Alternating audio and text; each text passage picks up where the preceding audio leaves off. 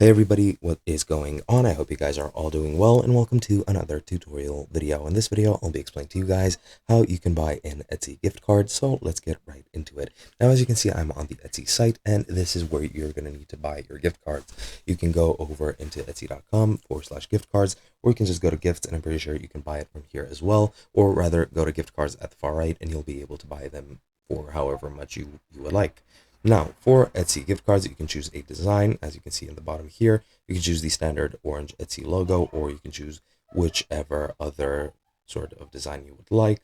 I really like this one. I also really like all of these, of course, design ones. This is perfect for birthdays. This is perfect for holidays, etc., etc. And once you choose your design, you need to choose the gift amount from $20 to $200, or you can add a custom amount if you want to, and then you can choose a delivery method. You can email it to the recipient if you so choose, or you can email it to yourself, print it out, and then give it to somebody.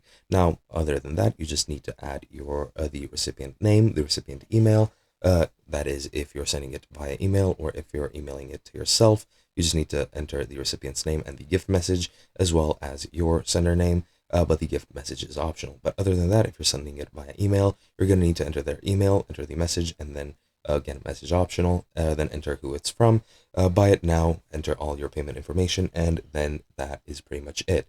If you print it out yourself, you can give it to them physically, or you can just send them to email. Pretty much works both ways, and that's all there is to it. Hope you guys enjoyed, and I'll be seeing you guys in another video.